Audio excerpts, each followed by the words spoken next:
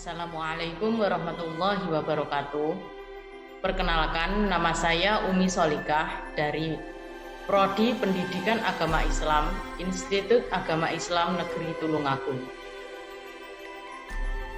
Di sini atau pada kesempatan kali ini kita akan sama-sama belajar materi sejarah kebudayaan Islam dengan bab ilmuwan Muslim pada masa Daulah Abbasiyah.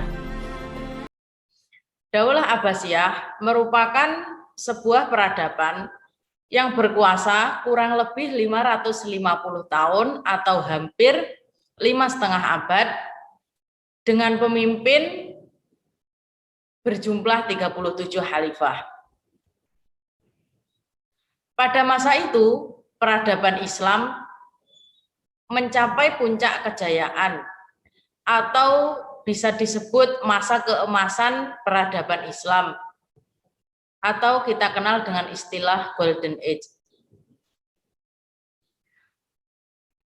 Dimulai ketika Khalifah kedua, yaitu Khalifah Abu Ja'far Al-Mansur. Beliau seseorang yang sangat cinta terhadap ilmu pengetahuan dan beliau memiliki keinginan untuk memajukan serta mengembangkan ilmu pengetahuan. Dan tidak hanya berhenti sampai Khalifah Abu Ja'far Al-Mansur, khalifah-khalifah selanjutnya juga merupakan khalifah yang cinta terhadap ilmu pengetahuan dan juga memiliki keinginan yang sama untuk mengembangkan ilmu pengetahuan. Kemudian semangat para khalifah untuk mengembangkan ilmu pengetahuan disambut dengan baik oleh para ilmuwan pada masa itu. Kondisi, situasi, dan dukungan penguasa membuat iklim, tradisi, dan budaya ilmiah melaju begitu cepat. Bentuk usaha pengembangan ilmu pengetahuan itu diantaranya adalah mencari naskah-naskah yang berisi ilmu pengetahuan dan peradaban untuk dimiliki kemudian diterjemahkan ke dalam bahasa Arab. Perlu kita ketahui bersama bahwa pada masa itu Baghdad sebagai pusat pemerintahan atau pusat peradaban pada masa Daulah Abbasiyah menjadi kota yang sangat penting bagi berkembangnya ilmu pengetahuan. Semua orang dari seluruh penjuru dunia datang ke Baghdad untuk melakukan studi keilmuan atau mencari ilmu. Yang selanjutnya adalah bidang ilmu pengetahuan yang akan kita bahas pada video kali ini. Yang pertama adalah bidang kedokteran, lalu yang kedua adalah bidang ilmu filsafat Islam, yang ketiga adalah bidang ilmu kimia, lalu yang keempat adalah bidang astronomi. Dari keempat bidang ilmu tersebut, nantinya kita akan sama-sama mempelajari ilmuwan-ilmuwan yang ahli di masing-masing bidang tersebut. Yang pertama adalah di bidang kedokteran. Tokoh yang pertama adalah Ali ibn Rabban At-Tabari. Beliau lahir pada tahun 838 Masehi. Beliau awalnya adalah beragama Kristen dari Tabaristan. Beliau masuk Islam pada masa kekhalifahan Al-Mu'tasim, lalu menjadi dokter pribadi khalifah pada masa Al-Mutawakkil. Ayahnya adalah seorang dokter dan penulis kaligrafi yang hebat. Dan At-Tabari ini mempelajari ilmu kedokteran pertama kali dari ayahnya. Selain menguasai ilmu kedokteran, beliau juga menguasai ilmu astronomi, filsafat, matematika, dan juga sastra. Beliau terkenal sebagai tokoh ilmuwan pertama yang menulis ensiklopedia kesehatan atau Firdaus Al-Hikmah. Ensiklopedia ini beliau tulis setelah beliau masuk Islam. Karya-karya Ali At-Tabari diantaranya adalah Firdaus Al-Hikmah, Din ad-Daulah dan Hifzus Sihah. Beliau wafat pada tahun 870 Masehi. Yang kedua adalah Ar-Razi. Nama lengkapnya adalah Abu Bakar Muhammad bin Zakaria Ar-Razi. Dilahirkan di kota Rai, Tehran, ibu kota Iran. Orang-orang Barat memanggilnya dengan nama Ar-Razes. Semasa hidup, beliau menulis tidak kurang dari 200 karya. Dan perlu kita ketahui bersama bahwa Ar-Razi ini beliau sangat aktif di bidang penelitian.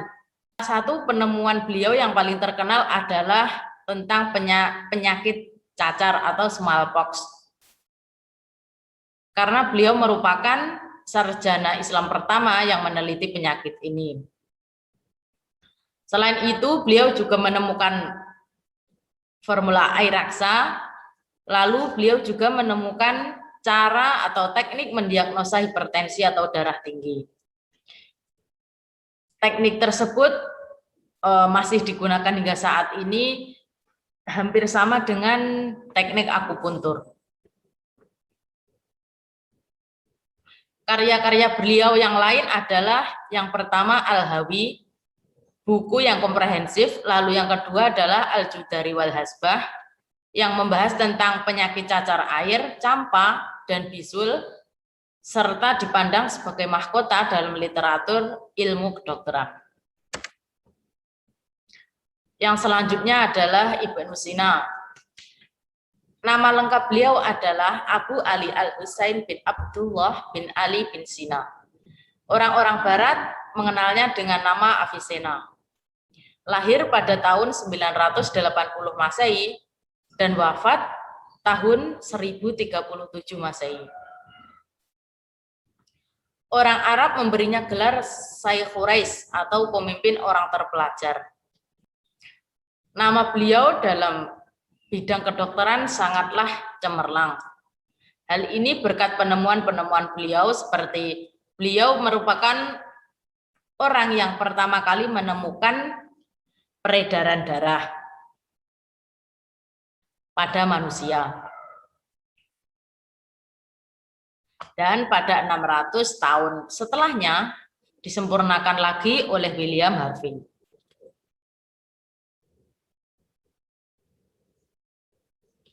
Beliau juga menuliskan bahwa bayi yang masih di dalam kandungan mendapat makanan atau nutrisi dari tali pusarnya.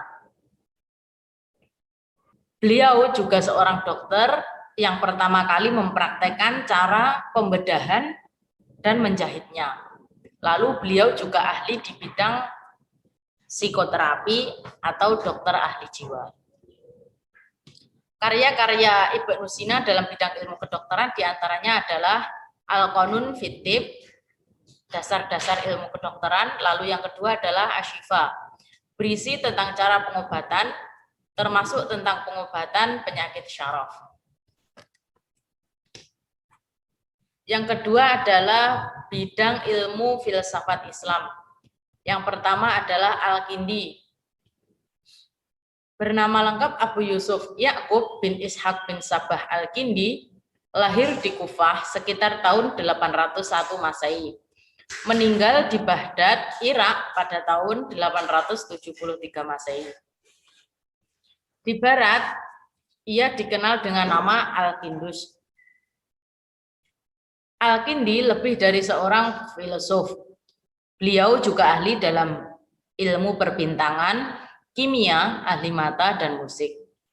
Salah satu karya filsafatnya adalah Risalah fi Madkhal al-Mantiq bil Istifa al-Qaul fi, sebuah pengantar lengkap tentang logika.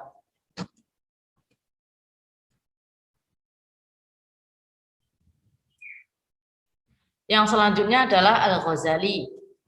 Nama lengkap beliau adalah Abu Hamid bin Muhammad Al-Ghazali At-Tusi.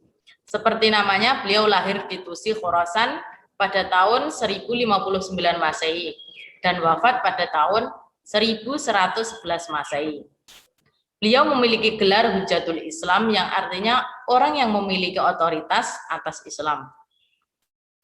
Karakter beliau yang tekun, rajin, menjadikan beliau ahli dalam banyak disiplin ilmu. Di antaranya ilmu kalam, fikih, teologi, filsafat, kimia, dan juga matematika. Di antara karya-karya terkenal beliau adalah yang pertama Ihya Ulumuddin, yang kedua adalah Tahafudut Falasifah. Yang selanjutnya adalah Ibnu Maskaweh.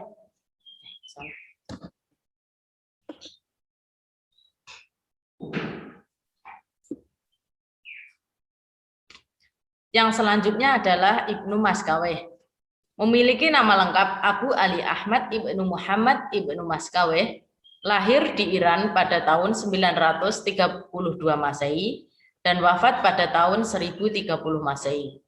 Merupakan sosok ilmuwan muslim bidang ilmu filsafat akhlak.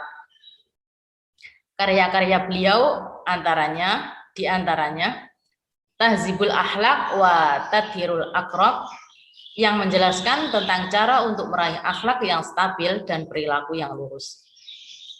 Yang kedua adalah Tartib As-Sa'adah, menjelaskan tentang politik dan akhlak.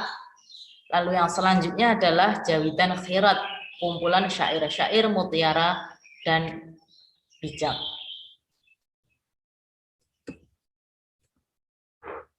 Bidang ilmu selanjutnya yang akan kita bahas adalah ilmu kimia, dengan tokoh terkenalnya adalah Jabir bin Hayyan.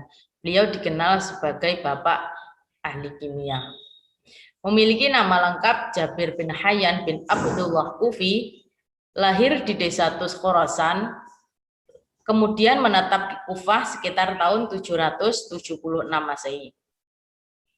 Dunia Barat menyebutnya dengan nama Geber. Karya-karya beliau diantaranya adalah Ar-Rahmah, berisi tentang buku cinta, lalu Al-Tajmi, buku tentang konsentrasi, Al-Zibak Al-Syarqi, atau Air Raksa Timur.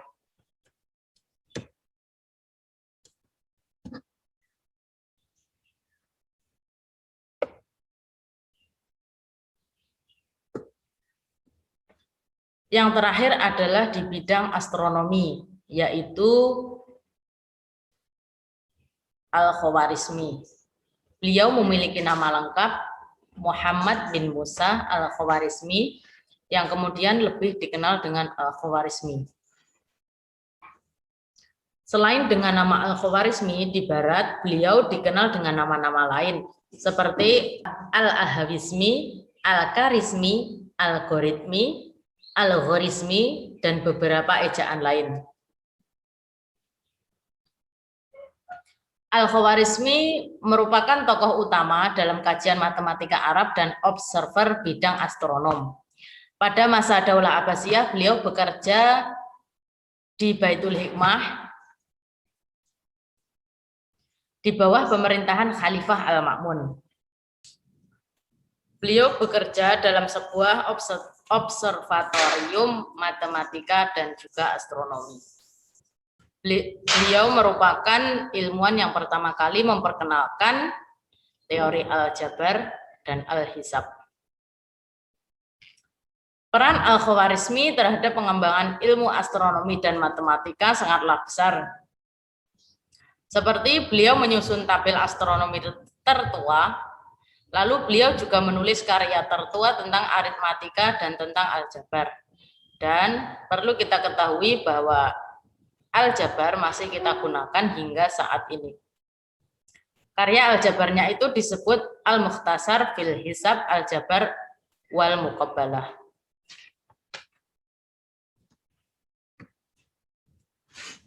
Sekian dari saya. Bila ada kurang lebihnya, saya mohon maaf. Wassalamualaikum warahmatullahi wabarakatuh.